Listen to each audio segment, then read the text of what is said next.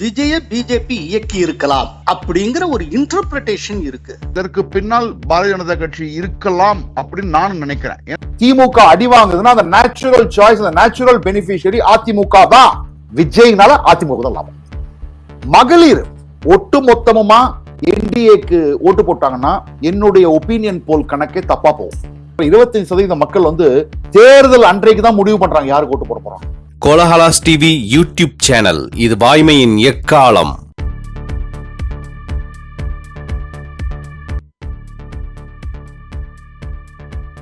வணக்கம் நண்பர்களே, ஹைதராபாத்திலிருந்து காணொளி மூலம் நமது விவாத அரங்கத்தில் பங்கேற்கிறார் கருத்து கணிப்பு நிபுணர் ஜேவிசி ஸ்ரீராம். வணக்கம் ஜேவிசி. வணக்கம் சார். தமிழ்நாட்டில் நேற்றைக்கு மாமல்லபுரத்தில் வச்சு தமிழக வெற்றி கழகத்தினுடைய சிறப்பு பொதுக்குழு கூட்டம் நடைபெற்றது. அந்த சிறப்பு பொதுக்குழு கூட்டத்தில் 12 தீர்மானங்கள் நிறைவேற்றப்பட்டன. அதுல 12வது தீர்மானம் ரொம்ப முக்கியமானது. அந்த 12வது தீர்மானம் என்ன சொல்லுகிறது அப்படின்னா, தமிழக வெற்றி கழகத்தின் முதல்வர் வேட்பாளர் விஜய் கூட்டணி பற்றி தீர்மானிக்கும் அதிகாரத்தை நாங்கள் விஜயிடம் ஒப்படைக்கிறோம் அப்படின்னு சொல்லி சொல்றாங்க. சோ விஜய் தலைமையில் கூட்டணிங்கிறத அந்த தீர்மானம் உறுதி செய்கிறது. விஜய் தான் தாவேகாவுடைய முதல்வர் வேட்பாளர் அப்படின்னு அவங்க உறுதி பண்ணிடுறாங்க. சோ இனிமேல் அவர் என்டிஏல இணைவாரா இல்லையா, இல்லாட்டி வேற ஏதோ கூட்டணிக்கு போவாரா இல்லையா, அந்த கேள்விக்கு இடம் இல்லை. இந்த பொலிட்டிக்கல் ரெசல்யூஷன் படி அதுக்கு சாத்தியம் இல்லை. சோ விஜய் தலைமையில தான் ஒரு கூட்டணி அமைய போகிறது. இந்த முடிவை பத்தி உங்களுடைய பார்வை என்ன சார்? இதைத்தான் சார் நான் சொல்லிட்டு இருக்கேன். டெல்லி எலெக்ஷன் முடிஞ்சு நான் தமிழ்நாட்டுக்கு கால் வச்சப்ப பிப்ரவரி மாசத்துல இருந்து இன்றைக்கு வரைக்கும் நான் கூறக்கூடிய ஒரே விஷயம், விஜய் அதிமுகவினுடைய கூட்டணியில் வரமாட்டார். அது அதிமுக மேல அவருக்கு வெறுப்புலாம் கிடையாது.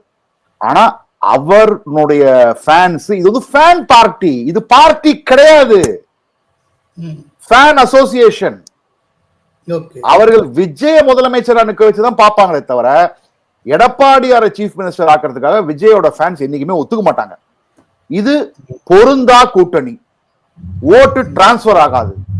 இந்த அந்த டோர்ஸையே நான் ஷட் பண்ணிட்டேன். எப்பயோ நான் ஷட் பண்ண உங்களுக்கு தெரியும். இன்ஃபேக்ட் நான் உங்ககிட்ட நிறைய வாட்டி பேசியிருக்கேன் இதை பத்தி.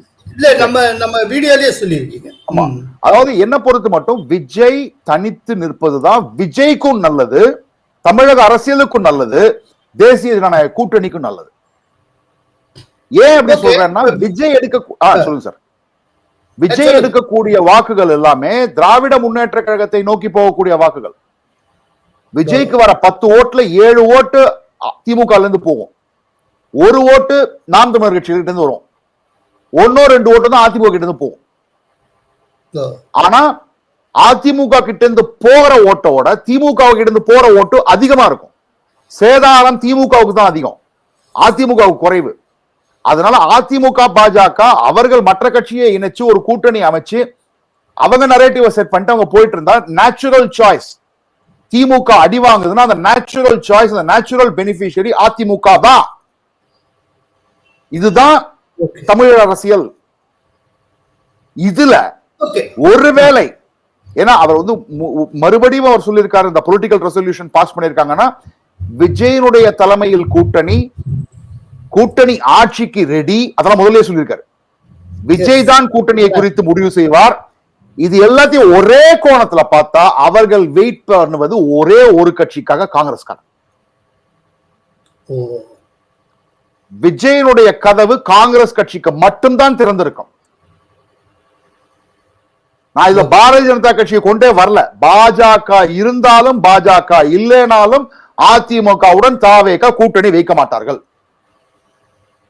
ஓகே, இப்போ காங்கிரஸுக்காக வெயிட் பண்றாங்கிறீங்க. இப்ப காங்கிரஸ் ஒருவேளை விஜய் பக்கம் போனால் இப்போ திமுக கூட்டணியில ஒரு சரிவு, 2019 இருந்து கட்டுக்கோப்பா இருந்த ஒரு கூட்டணியில லேசா ஓட்டம் விழுந்துருச்சுன்னு அர்த்தம். ஓகே, அப்படிப்பட்ட சினரியோல டிஎம்கேயோட பலம் எந்த அளவுக்கு குறையும், விஜயோட பலம் எந்த அளவுக்கு அதிகரிக்கும்? டிஎம்கேனுடைய பலம் கணிசமா குறையும். இன்ஃபேக்ட் பர்செப்ஷன்ல தோற்றுவாங்க. அதாவது அந்த அதாவது நான் வந்து சொல்றது வந்து ஒரு அதிகபட்சமா இருக்கும். திராவிட முன்னேற்ற கழகம் வந்து பண்றதே பர்செப்ஷன் பாலிடிக்ஸ் தான். அந்த பர்செப்ஷன் பாலிடிக்ஸ்ல நம்பர்ஸ் இருக்கு, அலையன்ஸ் இருக்கு, அதுதான் அவங்களை இணைக்கிறது. தோற்ற அரசியல்னு சொல்லுவேன். ஆமா ஆமா, அதாவது தோற்ற அரசியல் தான் அவங்க பண்றாங்க. அந்த தோற்ற அரசியலுக்கு முதல் அடி. இரண்டாவது, மைனாரிட்டிஸ் இன்க்ளூடிங் முஸ்லிம்ஸ் திங்க் பண்ண ஆரம்பிப்பாங்க. நம்ம திமுகவுக்கு எதுக்கு திரும்பி திரும்பி போட்டுட்டு இருக்கோம்? ஏன் காங்கிரஸுக்கு போடக்கூடாது? ராகுல் காந்தி ஒரு பாப்புலர் லீடர், தமிழ்நாடு பொறுத்த மட்டும் பாப்புலர் லீடர். விஜய் ஒரு பாப்புலர் கரிஷ்மேட்டிக் ஃபிகர். ரெண்டு பேரும் சேரும்போது இது ஒரு நல்ல கூட்டணி. திமுக 3ஆம் இடத்திற்கு கூட தள்ளப்படலாம். இன்னொன்னு, விஜய வந்து ஒரு கிறிஸ்தவர். ஆமா, விஜய் ஒரு தலைவராக கொண்ட ஒரு கூட்டணிக்கு கிறிஸ்டியன்ஸ் அத்தனை பேர் மூவ் ஆகலாம். காங்கிரஸ் அந்த கூட்டணியில இருக்கிறப்போ முஸ்லிம்ஸும் மூவ் ஆகலாம். ஏன்னா அவர் ரெண்டு பேரும் பிரதர்ஸ் அண்ட் சிஸ்டர்ஸ் மாதிரி பழகிறாங்க அவங்க. அதனால வந்து அது, அதாவது காங்கிரஸும் விட்டு வருவாங்களான்னு டவுட் தான். ஏன்னா காங்கிரஸுக்கு வந்து 22 எம்பி டிஎம்கே எம்பிஸ் இருக்காங்க. 2029 தான் முக்கியம். ஏன்னா ராகுல், நம்ம சொல்லியிருக்கோம், ராகுல் காந்திக்கு கொஞ்சம் மூளை யூஸ் பண்ணாருன்னா ஒரே கல்ல 3 மாங்க அடிக்கலாம். தமிழ்நாட்டுல கணிசமான இடங்கள்ல போட்டி, பாண்டிச்சேரியில வெற்றி, கேரளால வெற்றி. அவர் அந்த மாதிரி திங்க் பண்றாரா இல்ல 2029 வச்சுதான் திங்க் பண்றாராங்கிறது டவுட். அது ஒண்ணுதான் கொஸ்டின் மார்க். ஓகே, அதே மாதிரி விஜய் இருக்கிறதுனால இப்ப திமுக கூட்டணியிலேயே பேரம் பேசுறது ஜாஸ்தி இருக்கும். ஆமா, இப்ப சின்ன கட்சிகள்ல ரொம்ப குரல வசதி பேசும். தமிழ்நாட்டிலே கேட்பாங்கல்ல, 243 இருக்கிற இடத்துல நீங்க 61 இடத்துல நிக்கிறீங்க, 234 இருக்கிற இடத்துல 24 இடத்துல நிக்கிறீங்க. என்னது இது? இங்கதான் உங்களுக்கு எம்பி அதிகம் கொடுக்குறாங்க, அங்க உங்களுக்கு கம்மியா தான் கிடைக்குது எம்பி. அங்க 1-2 எம்பி தான் கிடைக்குது உங்களுக்கு. தமிழ்நாட்டுல இருந்து உங்களுக்கு கணிசமா 40 கூட்டணி அடிக்கிறீங்க. நம்மளோட பலம் தெரியாம நம்ம சும்மா ஜூனியர் பட்டரை வச்சுக்கிட்டு இருக்காங்க அப்படின்னு பேசுவாங்க. சார் ஒண்ணு சார், எந்த கூட்டணி அமைஞ்சாலுமே ஏடிஎம்கே பிஜேபி பாலிடிக்ஸ் அவங்க பாலிடிக்ஸ் தான் சார் பண்ணணும். விஜய் வந்து உங்களுக்கு வந்து ஒரு ஹெல்ப் பண்ணிட்டாரு. ஆன்டி இன்கம்பன்சி அகைன்ஸ்ட் டிஎம்கேவை ஒரு பேச்சு பொருளா மாத்திட்டாரு. இதை நான் பார்த்துட்டு இருக்கேன். அந்த ஆன்டி இன்கம்பன்சியை பேச்சு பொருளா மாத்துறது தான் விஜயோட வேலை. அதை அவர் பண்ணிட்டாரு. அத அறுவடை செய்யற வேலை அதிமுக. ஓகே, அத சரியா நீங்க அரசியல் பண்ணீங்கன்னா அறுவடை பண்ணலாம். ஆனா விஜய் வந்து டிஎம்கே எதிர்க்கிறதுனால திமுகவுக்கு எதிரான ஆன்டி இன்கம்பன்சி ஓட்ஸ் விஜய நோக்கி நகரும்ல, போகாம விஜய நோக்கி நகரும். அதுதான் சொல்றேன் சார், விஜய நோக்கி நகரும். ஆனா விஜய் கிட்ட பேஸ் அண்ட் ஆர்கனைசேஷன் ஸ்ட்ரென்த் இல்லாததுனால அதை ஜெயிக்கிற அளவுக்கு அவரால் தூக்க முடியாது. அதிமுக பூத் மேனேஜ்மெண்ட் எல்லாமே கரெக்டா வச்சுக்கிட்டு இருக்காங்க. பிஜேபி பண்ணிட்டு இருக்காங்க. கொஞ்சம் அவங்க வேலையை அவங்க பார்த்தா அவங்க புஷ் பண்ணிக்கலாம்.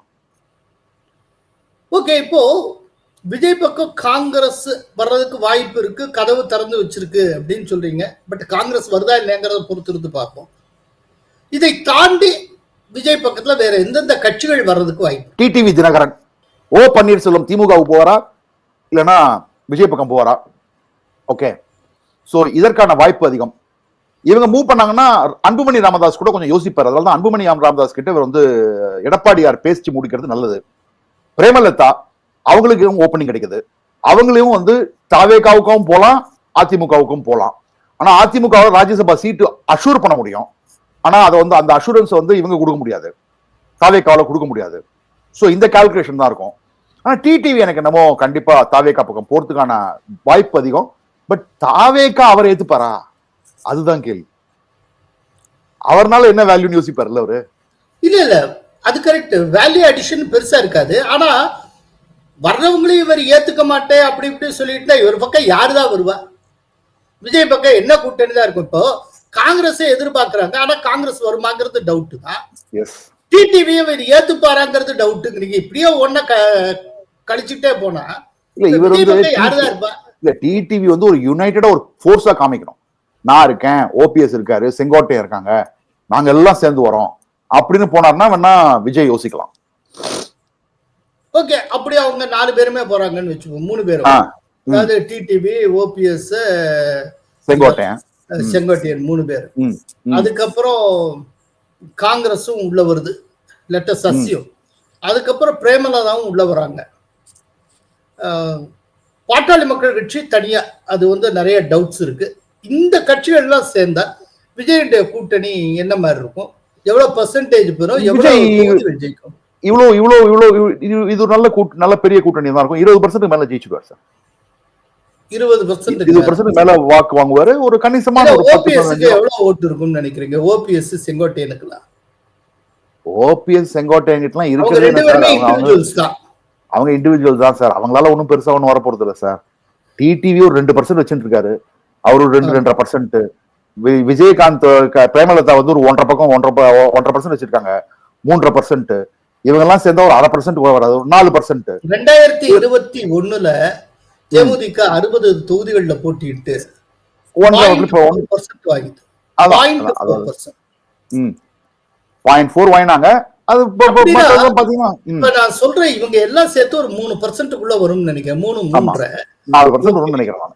பிளஸ் விஜயனுடைய பெர்சன்டேஜ், விஜயோட பெர்சன்டேஜ் எவ்வளவு இருக்கும் தனியா? சார் விஜய் வந்து ஒரு 16% மேல ஸ்கோர் பண்ணுவார் சார் இன்னைக்கு இருக்கிற நிலைமையில. 16 அதுக்கு மேலதான் அவருக்கு 16க்கு மேல இருக்கும் கண்டிப்பா. ஓகே, அப்படின்னா இதெல்லாம் இப்ப 20% வச்சுக்கோங்களேன், தொகுதியா கன்வெர்ட் பண்றப்ப எத்தனை தொகுதி ஜெயிப்பார்? 10 தொகுதி மேக்சிமம் 10 தொகுதி, அவ்வளவுதான். சரி, இதை வச்சுட்டு என்ன செய்ய முடியும்? இதை வச்சுட்டு ஒண்ணுமே பண்ண முடியாது. அதனாலதான் சொல்றேன், அதிமுக பண்ண வேண்டிய வேலை அதிமுக ஃபியூச்சர், பொலிட்டிக்கல் ஃபியூச்சர் விஜயோட. சார் அவர் அப்படிலாம் ஒண்ணு யோசிக்க மாட்டார் சார். அவர் கட்சியை நடத்த முடியும்ல, அவர் எம்எல்ஏ ஆவாரு. 2031 எனக்கும் உதயநிதிக்கு தான் போட்டிம்பார் அவரு. அந்த மாதிரி அரசியலை கொண்டு போவார் அவரு. அவ்வளவுதான் பண்ண முடியும், வேற என்ன பண்ண முடியும்? இல்லைன்னா காங்கிரஸ் மர்ஜ் பண்ணிடலாம், சிரஞ்சீவி மாதிரி. பிற்காலத்துல அதுதான் நடக்குமோ? ஆமா சார், பிரஜாராஜ்யம் பார்ட்டியோட எக்ஸ்டென்ஷன் தான் சார் விஜய். பிரஜாராஜ்யம் பார்ட்டியும் ஒரு 15% ஆயினாங்க, ஒரு கணிசமா கொஞ்சம் எம்எல்ஏ ஆனாங்க. சிரஞ்சீவியும் ஜெயிச்சாரு. அதுக்கப்புறம் கட்சியை காங்கிரஸோட மர்ஜ் பண்ணாரு, யூனியன்ல மினிஸ்டர் ஆனாரு. ஜெயிச்சாங்கன்னு நினைக்கிறேன். ஆமா கரெக்டா நம்பர் ஞாபகம் இல்லை, 18 நினைக்கிறேன் ஜெயிச்சாங்க. 15%, 18 தொகுதி. அதே சமயத்துல வந்து அவர் வந்து யூனியன் மினிஸ்டர் ஆனாரு. அப்ப காங்கிரஸ் ஆட்சி இருந்ததுனால இவரும் அதே மாதிரிதான் போவார். ஏன்னா அவர் 15%, 16% வாங்கிட்டாருன்னா காங்கிரஸ் வராமையே, அப்ப காங்கிரஸ் வந்து அவர் வந்து ஒரு ரிலையபிள் ஆலியா பாப்பாங்க. இல்ல, தாவேகாவுடைய சிறப்பு பொதுக்குழு கூட்டத்தில் பேசின விஜய், எங்களுக்கும் திமுகவுக்கும் இடையில் தான் போட்டி அப்படின்னு சொல்லி இருக்கிறாரு. இப்பவும் சொல்றேன், 2026 2 பேருக்கு நடுவில் தான் போட்டியே. ஒண்ணு, இன்னொன்னு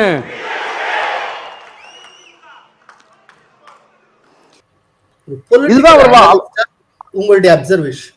அதாவது அபத்தமான விஷயம். ஏன்னா நான் ஓப்பனா சொல்றேன், 2024 23% மேல அதிமுக கூட்டணி வாங்கின பிறகு எதற்காக நான் அதிமுகவை பத்தி தப்பாவும் பேசியிருக்கேன். ஏன்னா பிஎம் கேண்டிடேட் இல்ல, அஜெண்டா இல்ல, கேம்பெயினிங் இல்ல, கேண்டிடேட் சரியில்லை, எதுவுமே இல்ல. என்ன பர்சனலா திரு அண்ணாமலை அவர்களே சொன்னாரு, போட்டி எங்களுக்கும் திமுகவுக்கும் தான். எங்க இருந்து அதிமுக வந்தது? சோ 2024 அதிமுக 15% கீழே போய் அழிஞ்சிருந்ததுன்னா வேற விஷயம். எப்ப எதுவுமே இல்லாம ஒரு கட்சியால 23% மேல வாங்குதோ, எதிர்த்தாப்புல ஒரு பெரிய கூட்டணி இருக்கு, இன்னொரு சைடு ஒரு பிரைம் மினிஸ்டர் ஃபேஸ் இருக்காரு, அந்த அண்ணாமலை அப்படிங்கிற ஒரு சோசியல் மீடியால பயங்கரமான பில்டப் ஆயிருக்கு, இதெல்லாம் இருக்கு. அப்படிங்கிற போது என்டிஏ 2வது பொசிஷனுக்கு வந்து அதிமுக 3வது பொசிஷனுக்கு தள்ளப்பட்டால் யார் வேணா என்ன வேணா பேசலாம். அந்த தேர்தலையே என்டிஏ செகண்ட், ஏடிஎம்கே செகண்ட் வந்துருச்சு. அப்படிங்கிற போது இவருடைய ஆசை எனக்கும் திமுகவுக்கும் தான் போட்டி, நானும் உதயநிதி ஸ்டாலின் தான் லீடர்ஸ் அப்படின்னு. ஆனா கள அரசியல் அது கிடையாது. கள அரசியல் வேற. தன்னுடைய கேடர்ஸை உற்சாகப்படுத்துறதுக்காக அவர் சொல்லியிருக்காரு. அவ்வளவுதான். அதிமுக பண்ண வேண்டிய வேலை சார், மகளிர் வாக்குகள் அதிமுகவுக்கு வரமாட்டேங்குது. மகளிர் சென்ட்ரிக் ஸ்கீமை உருவாக்கணும், அதுதான் முக்கியம். அத அதிமுக எடப்பாடியார் அதை பண்ணிட்டாருனாலே உங்களுக்கு நல்ல ஸ்டார்ட் கிடைக்கும். அதாவது இப்படி நிதிஷ்குமார் இப்ப பண்ணாரு இல்லைங்களா, இப்ப நிதிஷ்குமார் வந்து இப்ப பண்ணாரு, சிவராஜ் சிங் சௌஹான் பண்ணாரு, தேவேந்திர பட்னவிஸ், ஏக்நாத் ஷிண்டே தான் பண்ணாங்க. அந்த மாதிரி இனோவேட்டிவா திங்க் பண்ணி ஒரு இம்ப்ளிமெண்டபிள் ப்ரோக்ராம். நீங்க சும்மா வந்து தேஜஸ்வி யாதவ் மாதிரி 30,000 தரேன் 40,000 தரேன் அது கிடையாது. நீங்க என்ன செய்யக்கூடிய, அதே மாதிரி எந்தெந்த ஸ்கீம்லாம் அதிமுக ஜெயலலிதா இருந்தபோது கொண்டு வந்தாங்க, தாலிக்கு தங்கமா இருக்கும், லேப்டாப்பா இருக்கட்டும், வீட்டுல மிக்சி, கிரைண்டரு, ஃபேனு எவ்வளவு கொடுத்துருக்காங்க, அது எல்லாத்தையும் மக்களை ரிமைண்ட் பண்ணும். I am certain sir, ADMK will definitely have a chance in 2026. அது விஜய் தான் தேவையே கிடையாது. விஜய் தான் இல்லாமே நான் சொல்றேன், விஜய் இல்லாம தான் சாத்தியக்கூறு அதிகம்.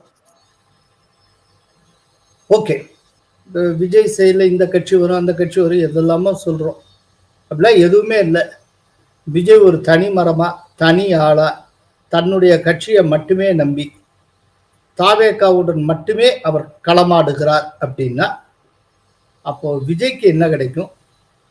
டோட்டல் அவுட்கம் என்னவா இருக்கு சார்? விஜய்க்கு எனக்கு தெரிஞ்சு 15 கீழே போக மாட்டார் விஜய், எனக்கு தெரிஞ்ச வரைக்கும். ஆனா ஜன்சுராஜுக்கு ஆயிடுச்சு.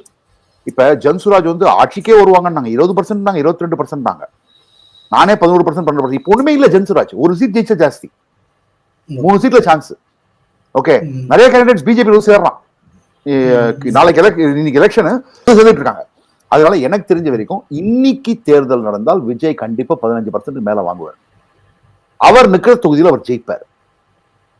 தேர்தல் கடும் போட்டி இருக்கும் திமுகவுக்கும் அதிமுகவுக்கும். விஜய் அரசியல் நல்லா பண்ணார்னா அவருடைய சதவீதமும் அதிகமாகும், திமுகவோட ஓட்டும் கம்மியாகும். ஆனா அவர் களத்துக்கு வரணும். அவர் வந்து மிகப்பெரிய கூட்டங்கள்லாம் நடத்தணும். இந்த ஒர்க் ஃப்ரம் பாலிட்டிக்ஸ் சார், இவ்வளவு ஜன்சுராஜுக்கு வந்த மொமெண்டம் எதுக்கு சார்? 10,000 கிலோமீட்டர் மேல நடந்திருக்காரு சார் வந்தாலும் பிரசாந்த் கிஷோர். அதனாலதான் உங்களுக்கு சப்போர்ட் வந்தது. அதுவே கடைசி நிமிஷத்துக்கு தெரிஞ்சிருச்சு. விஜய் வந்து வரணும். விஜய் வந்து பேச பேச ஏன்னா மக்கள் கிட்ட அவரோட மெசேஜ் ஈஸியரா போகும். திமுக மீது இருக்கக்கூடிய கோபம் அதிகரிக்கும். அது அதிமுகவுக்கு லாபம். இதை நிறைய பேர் புரிஞ்சுக்க மாட்டாங்க. நான் சொன்னாலும் இப்ப இந்த நான் சொல்றதையும் ஏத்துக்க மாட்டாங்க. விஜய்னால அதிமுக தான் லாபம். இது தேர்தல் முடிவுகள் நிரூபிக்கும். நம்ம எதிர்பார்ப்போம்.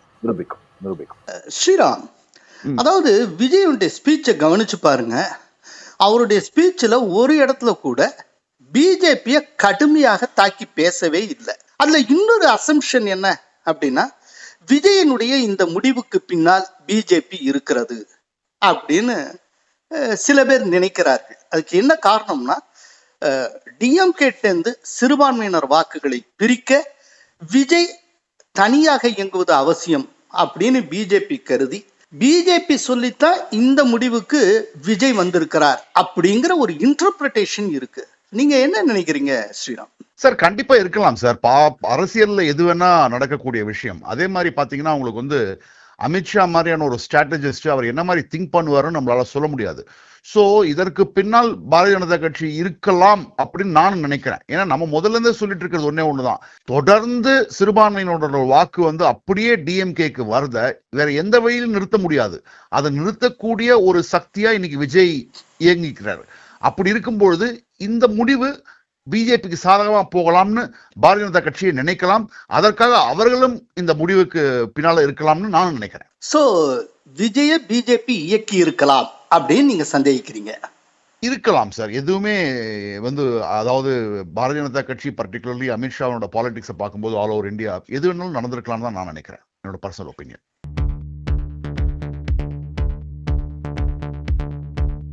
பீகார்ல 18 மாவட்டங்களை சார்ந்த 121 தொகுதிகளில் முதல் கட்ட வாக்குப்பதிவு நடந்து வருகிறது.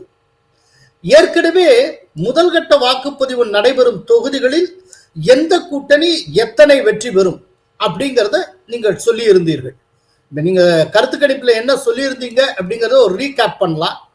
அதாவது என்டிஏவுக்கு இந்த 121 தொகுதிகள்ல 63 76 தொகுதிகளும், மகா கட்பந்தனுக்கு 44 முதல் 56 தொகுதிகளும் கிடைக்கும் அப்படின்னு நீங்க சொல்லி இருந்தீங்க.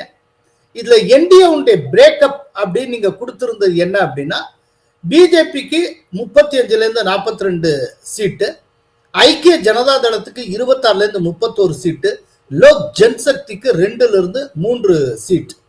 அதே நேரத்தில் மகாகட்பந்தனுடைய பிரேக்கப் என்னன்னா ஆர்ஜேடிக்கு 33-38, Congress 2-6, CPI ML 6-9, CPI M 2, CBI 1. இது தவிர்த்து அதர்ஸ்ன்னு பார்த்தா ஜன்சுராஜ் கட்சி அதுக்கு 1 சீட்டு கிடைக்கும். அப்புறம் தேஜ் பிரதாப் யாதவனுடைய ஜனசக்தி ஜனதா தளம் அதுக்கு 1 சீட் கிடைக்கும் அப்படின்னு நீங்க சொல்லியிருந்தீங்க. பிஜேபி சைட்ல எது நேரேட்டிவ்? மகாகட்பந்தன் சார்பில் அவங்க சைட்ல எது நேரேட்டிவ்? சார், பிஜேபி சைட்ல நரேட்டிவ் வந்து full and full jungle Raj. அதாவது பழைய ஆட்சி வந்தா என்னென்னலாம் இருக்காது, காட்டு வந்து விடக்கூடாது, ஆமா வரக்கூடாது, வந்தா என்ன, அதனுடைய அந்த நரேட்டிவ் நல்லா கிளிக் ஆகும். சப் நரேட்டிவ்னு பாத்தீங்கன்னா ஹிமந்த பிஸ்வா சர்மா, யோகி ஒரு லெவல் வரைக்கும் தான் கோவில் அரசியல் எடுபடும். அதையும் தாண்டி எடுத்துட்டு போறாங்க. அது வந்து எடுபடுறதுக்கான சாத்தியக்கூறு கம்மி. நீங்க கோவிலை வச்சு அரசியல் பண்றதுங்கிறது ஓரளவுக்கு தான் உங்களுக்கு லாபம் கொடுக்கும். ஏன்னா 2024 தேர்தலையே அது கத்துக்கணும். இந்த தடவை அது யூபியிலேயே லாபம் கொடுக்கலையே, லாபம் கொடுக்கல. சோ நான் வந்து ராமருக்கு வந்து அயோத்தியால டெம்பிள் இருக்கு, அதே மாதிரி இங்க பீகார்ல வந்து சீதா டெம்பிள் சீதாமர்கில வரணும், அதே மாதிரி அலிநகரை வந்து நான் வந்து சீதா நகர்னு மாத்துறேன். சார், இந்துத்துவா பாலிடிக்ஸ் எந்த அளவுக்கு ஈடுபடும்னா அந்த அளவுக்கு தான் ஈடுபடும். பட்டேங்கே தோ கட்டேங்கே அது ஹெல்ப் ஆகும். ஆனா கோயில் அரசியல் ரொம்ப பண்ண முடியாது. கோயில் அரசியல் ரொம்ப இந்த இடத்துல நரேட்டிவ் ஃபெயில்யூர் ஆகுது. யாருது? பிஜேபியோட நரேட்டிவ் ஃபெயில்யூர் ஆகுது. ஆனா எந்த நரேட்டிவ் சக்சஸ் ஆகுது? ஜங்கிள் ராஜ் அது சக்சஸ் ஆகுது. ஓகே. அதே மாதிரி முதிர்ந்தவர் வயது ஆக ஆக ஆக அவங்க வந்து ஜேடியு பக்கம் ஓட்டு போடுறதுக்கான சாத்தியக்கூறு அதிகமாகுது. தேஜஸ்வியை பொறுத்த மட்டும் என்ன, அவர் எல்லாத்தையுமே ட்ரை பண்ணி பார்த்துட்டார். எல்லாத்தையும் ட்ரை பண்ணி பார்த்துட்டு நேற்றைய முன்தினம் செவ்வாய்க்கிழமை அன்னைக்கு காலையில சங்கராந்தி பொங்கல் அன்னைக்கு ஒவ்வொரு மகளிருக்கும் 30,000 ரூபாய் கொடுக்குறேன்ட்டு. இது எப்படி நடக்கும்னு எனக்கும் தெரியல, யாருக்கும் தெரியல. அள்ளி விடுறாரு. மோடி வந்து என்டிஏ சார்ந்த பெண் தொண்டர்கள் இவங்க மத்தியில பேசுறப்போ அவங்க காட்டு தர்பார் பெண்களுக்கு என்னென்ன பாதிப்பு ஏற்பட்டது, இப்ப அதை மறைக்கிறதுக்காக பெண்களுக்காக இப்ப நிறைய செய்யற மாதிரி தொடர்ந்து சொல்லிக்கிட்டே இருக்காங்க அப்படின்னு அவரே சொல்றாரு. சரி, இப்ப அத மக்கள் நம்புவாங்களா இல்லையா? ஏன்னா நிதிஷ்குமார் 10,000 சொல்லியிருக்காரு. 10,000 ரூபாய் வந்துருச்சு. சார், இந்த இடத்துலயும் இன்னொரு விஷயத்த பிஜேபி எடுத்துட்டு போறாங்களான்னு டவுட் தான். தெலுங்கானா, கர்நாடகா, இமாச்சல பிரதேசம், ஆம் ஆத்மி ஆளக்கூடிய பஞ்சாப், இங்கெல்லாம் அவங்க வாக்குறுதி கொடுத்தாங்களே, எல்லாருக்கும் கொடுக்கலையே பைசா. இமாச்சல் பிரதேஷ்ல ஒன்னும் பைசா வந்து சேரலையே, தெலுங்கானால ஒன்னும் வந்து சேரலையே. ஆனா என்ன சொல்லணும், நாங்க கொடுத்துட்டு அதுக்கப்புறம் தான் தேர்தலே நடத்தும். அது மத்திய பிரதேசா இருக்கட்டும், மகாராஷ்டிராவா இருக்கட்டும், இப்ப பீகாரா இருக்கட்டும். சத்தீஸ்கர்ல ஆட்சிக்கு வந்தோம், கொடுத்தோம். டெல்லியில ஆட்சிக்கு வந்தோம், மகளிர் தினத்தன்னைக்கு நாங்க ரிலீஸ் பண்ணோம். இந்த விஷயத்த இன்னும் தெளிவா தேசிய ஜனநாயக கூட்டணி சைட்ல இருந்து பேசல. இப்ப இந்த ஃபர்ஸ்ட் ஃபேஸ் பொறுத்தளவுல என்டிஏவுடைய பலவீனம்ங்கிறது என்ன, மகாகட்பந்தனுடைய பலவீனம்ங்கிறது என்ன? சார், என்டிஏவினுடைய பலவீனம் அப்படின்னு பாத்தீங்கன்னா யூத். மகாகட்பந்தனுடைய பலவீனம்னு பாத்தீங்கன்னா அந்த ஜங்கிள் ராஜ்ங்கிற டேக். அதனால 35-40 வயசுக்கு மேல இருக்கிறவங்க தேசிய ஜனநாயக கூட்டணி நோக்கி போறாங்க. அங்க வந்து employment still an issue sir. அதனால youth are with Tejashwi. Youth are with Tejashwi. வயசு ஆக ஆக ஆக தான் உங்களுக்கு வந்து அங்க வந்து தேசிய ஜனநாயக கூட்டணி நோக்கி ஓட்டு விழுது. மகளிர் ஒட்டு மொத்தமா என்டிஏக்கு ஓட்டு போட்டாங்கன்னா என்னுடைய ஒப்பீனியன் போல் கணக்கே தப்பா போகும். ஏன்னா இது வரைக்கும் என்னால வந்து 100% கான்பிடென்டா விமன் எல்லாரும் தேசிய ஜனநாயக கூட்டணி போடுறாங்கன்னு சொல்ல முடியல. அதனாலதான் என்னுடைய இந்த கேப் பாப்பீங்க. நீங்க ஒரு 78 தொகுதி தான், 78 தான் அப்பர் லிமிட் கொடுத்துருப்பேன் நான் என்டிஏக்கு ஃபேஸ் 1ல. ஓகே. ஏன்னா யூத் வந்து எனக்கு இன்னொரு ஒரு சந்தேகமும் வருது. இளைஞர்கள் வந்து அவங்க அம்மாவை கன்வின்ஸ் பண்ணுவாங்களா, மகளிர் தாயார்கள் வந்து பிள்ளைகளை கன்வின்ஸ் பண்ணுவாங்களா? இது ஒரு முக்கியமான கேள்வி இருக்கு. அதே மாதிரி எந்த அளவுக்கு சைலண்ட் ஓட்டர் இருப்பாங்க. ஏன்னா அதாவது லல்லன் டாப்னு ஒருத்தர் யூடியூபர் இருக்காரு, அவருடைய சேனல்ல ஒரு வீடியோ வருது. ஒரு யாதவனுடைய ஒருத்தர் புருஷர் வந்து என்ன சொல்றாருன்னா, என் பொண்டாட்டிய லத்தியால அடிச்சு ரூம்ல பூட்டி வச்சிருவேன் இன்னைக்கு, ஏன்னா 10,000 ரூபாய் வாங்கிட்டு போய் ஜனதா தளுக்கும் பிஜேபிக்கும் ஓட்டு போட்டாலும் போட்டுருவது அப்படின்னு அவரே சொல்றாரு. அதாவது இருக்கு. ஆமா ஆமா ஆமா ஆமா. ஏன்னா பீகார்ல வந்து சொந்தமா திங்க் பண்ணக்கூடியவங்க அதிகம் தேர்தலை பொறுத்த மட்டும். ஓகே, நானே 2020 வந்து நான் க்ளோஸ் எலெக்ஷன் என்டிஏ வரும்னு சொன்ன காரணம் என்னன்னா, நான் ஒரு வீடியோ பார்த்தேன். ஆம்பளை முன்னாடி நிக்கிறாரு, பொண்டாட்டி வந்து பின்னாடி நிக்கிறாங்க. ஆம்பளை சொல்றாரு லாந்தனுக்கு தான் போடுவோம்னு, யாதவ் ஆம்பளை லாந்தனுக்கு தான் போடுவோம்னு. பொம்பளை கிட்ட கேட்கறாங்க யாருக்கு போடுவேன்னு, மோடிக்கு தான் போடுவேன். ஏன் கோவிட் டைம்ல கூட 500 ரூபாய் காசு கொடுத்தாரு அப்படின்னாரு 2020. அந்த அம்மா வந்து சொல்லும் போது ரிப்போர்ட்டர் வந்து அந்த ஆம்பளை கிட்ட கேட்கிறாரு, என்னங்க இப்படி சொல்றாங்க அவங்க, அவங்க அப்படிதாங்க, நாங்க இப்படிதாங்க, அவங்கள மாத்த முடியாது, நானும் மாற மாட்டேன். சோ இந்த ஒரு ஒரு டிலமா இருக்கு பிஜேபியில. சோ அதனாலதான் நான் முக்கியமா ஒரு பாயிண்ட் உங்களுக்கு சொல்லியிருக்கேன். தாய்மார்கள் தங்களுடைய மகனின் மகளை மாத்த போறாங்களா, இல்ல இளைஞர்கள் தாய்மார்களை மாத்த போறாங்களா? சரி, இப்ப யாரையும் மாத்தாம அவங்க போக்குல ஓட்டு போட்டா அது என்ன இம்பாக்ட் உருவாக்கும்? அவங்க போக்குல அவங்க ஓட்டு போட்டாங்கன்னா என்னுடைய அப்பர் லிமிட் கிட்ட 70 கிட்ட இந்த ஃபேஸ்ல ஜெயிப்பாங்க பிஜேபி என்டிஏ. அதாவது இன்ஃப்ளூயன்ஸ் ஆச்சு அப்படின்னா உங்களுக்கு 60, 62, 65 அந்த ரேஞ்சில் வரும். என்ன பொறுத்த மட்டும் என்டிஏ வந்து ஒரு என்னோட மீடியன் ஃபிகர்னு பாத்தீங்கன்னா 68, 69 வரும். அதுதான் வரும்னு நான் என்னுடைய மனசுல கணக்கு வச்சிருக்கேன். அதாவது ஃபர்ஸ்ட் ஃபேஸ்ல, ஃபேஸ் 1ல. ஆமா, ஃபேஸ் 1ல. ஏன்னா சார் என்கிட்ட வந்து நிறைய பேர் கேட்டாங்க பிஜேபி சார்ந்தவர்களே, என்ன 120 ஆரம்பிக்கிறீங்க நீங்க?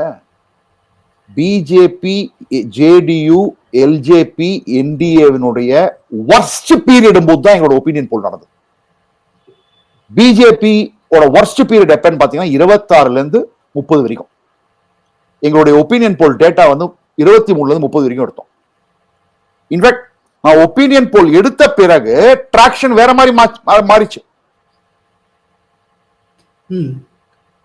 ஓகே, சோ ஒவ்வொரு ஃபேஸா போகுது சார்.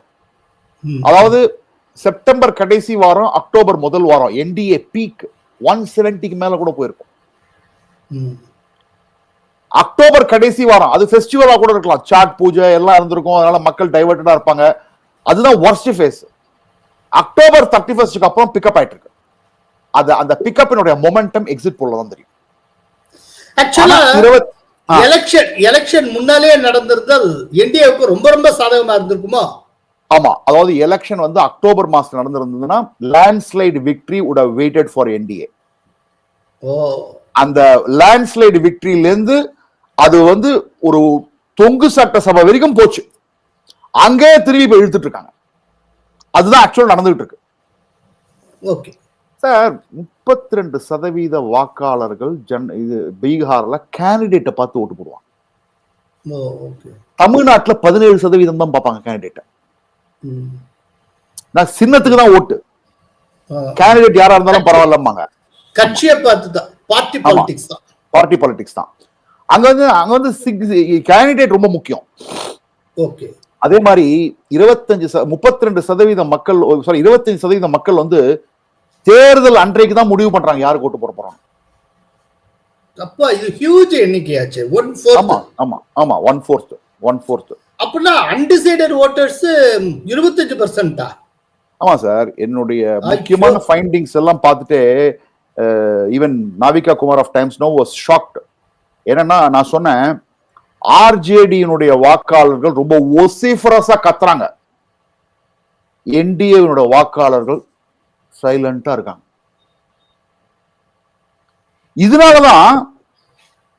இதனாலதான் லேண்ட்ஸ்லைடுங்க இல்லையாங்கிறத கண்டுபிடிக்க முடியல. அதாவது இதுக்கு என்னன்னா சில மகளிர்லாம் சொல்ல மாட்டேன்றாங்க வெளில வந்து. எதுக்குன்னா கேட்டீங்கன்னா பயம் கொஞ்சம் இருக்கு. நான் சில ஜேர்னலிஸ்டோட எல்லாம் பேசும்போது சொன்னாங்க அவங்க, இல்லங்க ஒருவேளை ஆர்ஜேடி வந்துச்சுன்னு வச்சுக்கோங்க ஆட்சிக்கு, அதுக்கப்புறம் நமக்கு தலைவலி. அவனுக்கு ஜங்கிள் ராய் ஆல்ரெடி அவன் வந்து துப்பாக்கியை தூக்குறான்றான், கத்தியை தூக்குறான்றான். ஏதாவது ஆயிடுச்சுன்னா என்ன பண்றது அப்படிங்கிற ஒரு பயம் அவங்களுக்கு இருக்கு. ஆனா அவங்களுக்கு எல்லாம் சைலண்ட் ஓட்டர்ஸ் எல்லாம் போய் என்டிஏக்கு போட்டுருவாங்கன்னு நான் நினைக்கிறேன். ஏன் நான் வந்து ஒரு முக்கியமான டிசிஷன் எடுத்தேன் சார். எங்களுடைய டேட்டா எல்லாருக்கும் முன்னாடி வந்துடணும். அதனாலதான் நாங்க அக்டோபர் 31 அன்னைக்கு ஒப்பீனியன் போல் ரிலீஸ் பண்ணிட்டோம். ஓகே, நேற்றைய முந்தின வரைக்கும் எல்லாம் நேற்றைய முந்தின தான் எல்லாம் ரிலீஸ் பண்றாங்க மத்தவங்க எல்லாமே. இப்ப கூட எல்லாரும் என்ன சொல்றாங்க, 128 இருந்து 142, 132 இருந்து 142 அங்கதான் நிக்கிறாங்க. நாங்க ஒருத்தங்க தான் 122க்கு கீழே கொடுத்தோம் என்டிஏக்கு. ஆனா ஜெயிக்க போறதுனோ என்டிஏ தான். ஆனா அவ்வளவு சுலபமான வெற்றி இல்லைங்கிறது தான் அதனுடைய சமிக்கை. அதாவது டஃப் ஃபைட்னு சொல்ல வரீங்க. ஆமா ஆமா ஆமா ஆமா. இதுக்கு மத்தியில நீங்க வந்து சொல்றீங்க ஒரு டஃப் ஃபைட்ன்ட்டு. ஆனால் ஒரு காட்சி ஊடகத்துக்கு பேட்டி அளித்த அமித்ஷா நாங்கள் 160 தொகுதிகளுக்கு குறையாமல் வெற்றி பெறுவோம் அப்படின்னு சொல்லியிருக்கிறார். मैं इतना कहना चाहता हूं कि 160 सीट एनडीए की पार्टियों को मिलेगा, बाकी जो बच जाता है 160 से ज्यादा में मिलेगा, बाकी जो बच जाता है वो 22 पार्टियों में बटेगा. சார் சொல்லலாம் சார். அது இன்னைக்குமே ஒரு பொலிட்டிக்கல் ரிட்டாரிக்கா தான் நான் பாக்குறேன். 400 பார் நாங்க என்னாச்சு 400க்கு மேல் எடுப்போம். அதாவது 400க்கு மேல் நாங்க என்னாச்சு. அதாவது உண்மை என்னன்னா 140 கிட்ட அப்படி வரும் நான் எதிர்பார்க்கிறேன். Around that. ஏன்னா எங்களுடைய ஒப்பீனியன் போல்ல எந்த விதமான மாற்றமும் கிடையாது. ஆகஸ்ட் மாசம் 136, செப்டம்பர் மாசம் 140 ஆவரேஜ் மீடியன், அக்டோபர் மாசம் மீடியன் 130. இங்கேதான் நிக்குது, இங்கேதான் நிக்குது. ஓகே. சோ இதுக்கெல்லாம் சைலண்ட் ஓட்டர் ஜாஸ்தி. சோ எங்களை பொறுத்தப்பட்ட என்னன்னா மகாகட்பந்தன் அரசாங்கம் அமைக்கிறது ரொம்ப ரொம்ப கஷ்டம். தேசிய ஜனநாயக கூட்டணி தான் அரசாங்கம் அமைக்கும். ஆனா அதுக்காக மிகப்பெரிய வெற்றி வருதுங்கிறது எங்க கிட்ட யாரும் சொல்லலாம். அதாவது என்டிஏ வெற்றி பெறும், ஆனா ஸ்வீப் கிடையாது, லேண்ட்ஸ்லைடு கிடையாது. லேண்ட்ஸ்லைடு வரும் எங்க கிட்ட அந்த மாதிரி ஒரு இம்ப்ரெஷன் டேட்டா கொடுக்க மாட்டேங்குது.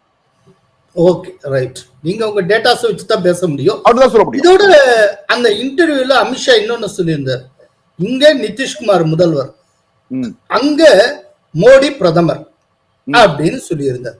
यहाँ नीतीश बाबू बैठे हैं, वहां मोदी जी बैठे हैं और हम नीतीश कुमार जी के नेतृत्व में ही चुनाव लड़ रहे हैं. कोई कंफ्यूजन एनडीए गठबंधन में नहीं. அப்படின்னா முதல்வர் வேட்பாளர் நிதிஷ்குமார் அப்படிங்கிற ஒரு விஷயத்தை அவர் என்ஷூர் பண்ணிட்டாருன்னு எடுத்துக்கலாமா? ஆமா சார், நம்மளுடைய சேனல்ல தான் நம்ம பேசினோம். அவரு சொல்லிருக்கலாமேன்னு இவர் சொல்லிட்டாரு. நல்லதுதான். ஆனா இதை இன்னைக்கு சொன்னதுக்கு இது அப்பவே இது ஒரு சர்ச்சைக்குரிய விஷயமா சொல்லாமலே இருந்திருக்கலாம்ல. ஆமா சார், அது சொல்லாம இருந்ததுனாலதான் கொஞ்சம் இபிசி ஓட்லாம் அந்த பக்கம் போயிருக்கு. டவுட் வந்திருக்கு யார் பண்ணுவாங்க என்னன்னு. அந்த டவுட் வர ஏன்னா மோடியே அன்னைக்கு சொல்லி கிளாரிஃபை பண்ணிட்டாரு. இப்ப எல்லாருமே கிளாரிஃபை பண்ணிட்டாங்க. நிதிஷ்குமார் தான் அக்செப்டபிள் ஃபிகர். as long அவருடைய அதாவது மக்கள் கூட என்ன நினைக்கிறாங்கன்னா அவர் உடம்பு நல்லா இருக்கிற வரைக்கும் அவர் இருக்கட்டும்பா. ஏன்னா இன்னொருத்தர் உங்களால ஐடென்டிஃபை பண்ண முடியாத சமயத்துல அங்க எழுத்தாப்புல தேஜஸ்வி ஒருத்தர் இருக்காருல்ல. அது சரி. மிக்க நன்றி ஜெவிஸ். நன்றி சார், வணக்கம். கோலஹலாஸ் டிவி யூடியூப் சேனல், இது வாய்மையின் எக்காலம்.